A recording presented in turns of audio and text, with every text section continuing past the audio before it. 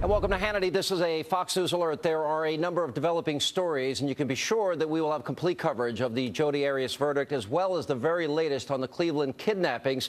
But we begin with today's explosive hearing on Capitol Hill, where three high-level State Department officials, now collectively known as the Benghazi whistleblowers, testified before the House Oversight Committee.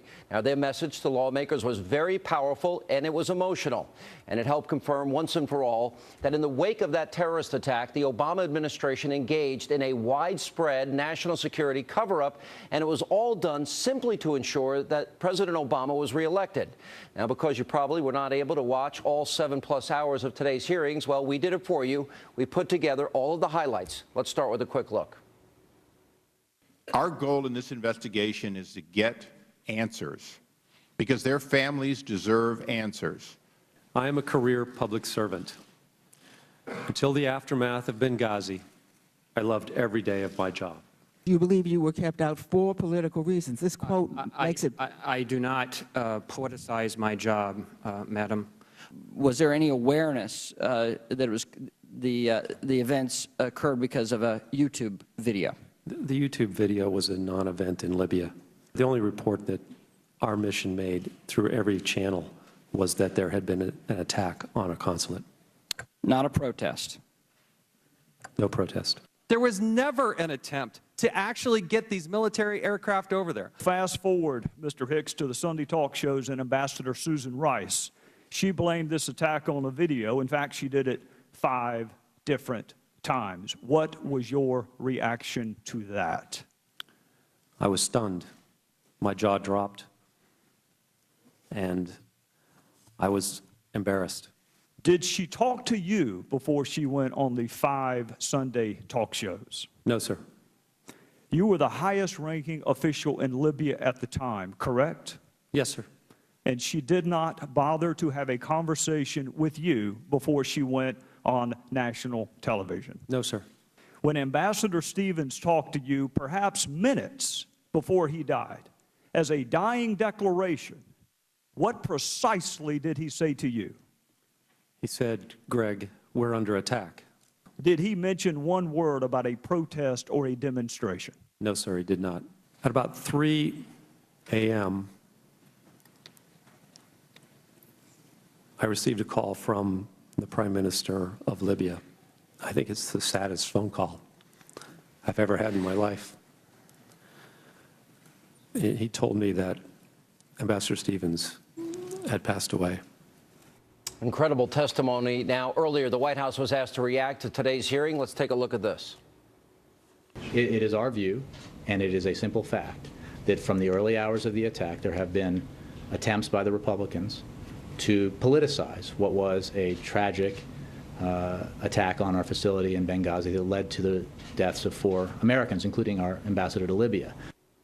And joining me now to respond to those charges, the 2 men who are on hand for today's bombshell testimony from the House Oversight Committee, Congressman Jason Chaffetz and Congressman Trey Gowdy. Gentlemen, welcome to the program. I got to be honest, this was riveting, compelling, at times spellbinding. It was, these guys were credible, believable. Congressman Chaffetz, let me start with you. There's 3 components here. We know that they were denied the additional security they requested. That's number 1. Yeah. Number 2, we learned from the people there that YouTube was a non-event issue here. There was no protest, no spontaneous protest, and that was the spin that we got after. And then when he heard, you know, about Susan Rice's testimony, I was stunned. My jaw dropped. I was embarrassed when she blamed the YouTube video. What do you make of what happened today? You know, we had 3 people who did a very difficult thing, but a very honorable and patriotic thing is they stepped up. These aren't political appointees. These are people that have a combined service of nearly 75 years, Foreign Service, Marine Corps, all types of service, and they stepped up and they told the truth. And that's what makes the White House so nervous. That's what has a lot of people running. And when he says his jaw dropped, there are a lot of ramifications for telling these lies.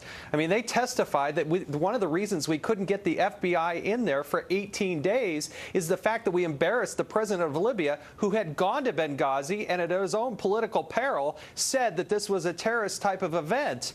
And yet Susan Rice undercut that and diminished that, and it impeded our ability to catch the terrorists who did this. They're still on the run, and there are still 4 dead Americans who don't have the truth about what really happened.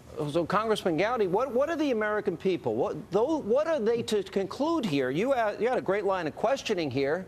They never talked to Mr. Hicks before they went on these shows. We know that the talking points originally got it right before they got it wrong, that they were altered. I mean, do you believe that the American people were purposely deceived and lied to cover up something before an election?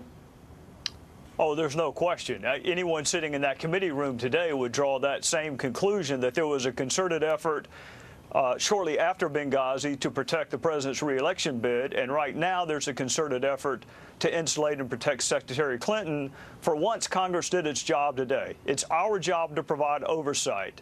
There's no statute of limitations when it comes to the truth, and the least we can do for our 4 murdered fellow Americans who were serving in our stead under our flag is to find out exactly what happened. And we took a big step today, but Sean, today is just one step. We need to have more hearings with more firsthand eyewitness accounts. Well, when you look at the before, no security that was requested, granted, when you look at the middle, troops that were ready to go and help were told to stand down, we learned today, Congressman Chaffetz. And then the after, a concerted effort to lie and cover up. I mean, of those 3 aspects, what's the worst to you? Well, to hear the fact that we had 4 special forces there on the ground in Libya, ready to risk their lives. They wanted to get in the fight. Their fellow Americans were under attack. They were being killed. And these brave people had their guns. They were ready to go. They were getting in the convoy. And then word came down and said you had to stand down. That's not the American way. That's not the American military, I know. But we got to find out who made that order. We were told by the president, we've been told by everybody that they did everything they could to save those people, but we heard testimony today from the chief of mission that they were told to stand down, and that is not going to stand. We have got to get to the truth. Congressman Gowdy, where was the president? We know he was briefed by Leon Panetta. Is there any indication the president ever inquired as to an update when our embassy was under attack and that our ambassador was in trouble? Was there ever any communication that has been confirmed, or that he just went to bed and got up and went fundraising the next day? There was nothing brought out today by our colleagues on the other side of the aisle that would indicate what the president was doing while this 7-hour-long siege took place.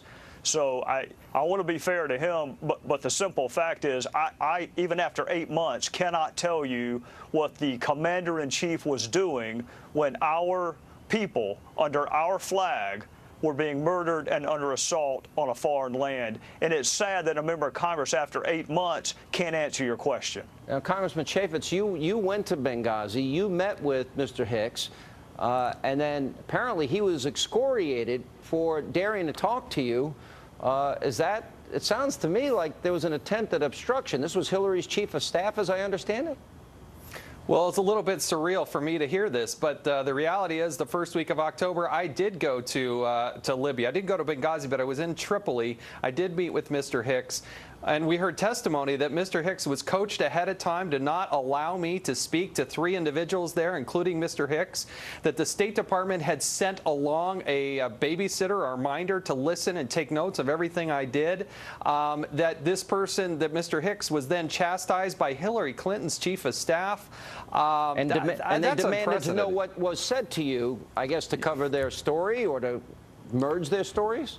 I mean, the idea that a member of Congress trying to seek out the truth and they're being told not to allow that member of Congress to have an individual conversation, I mean, that's pretty stunning. One last question, and I'll throw it out to both of you. Do you see any obstruction issues, any potential criminal issues in all of this?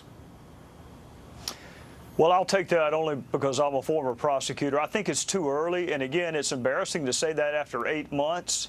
But we're still going through documents. We're still gaining access to documents. It's too early to make that call, Sean, but it's also this. It's too early for Jay Carney to say that was a long time ago. Jason and I watched a row of grieving parents and spouses and children, and I promise you, to them, 8 months was not a long time ago. Yeah, well, I appreciate both of you. I got to tell you, it takes your breath away, what happened and how it was covered up.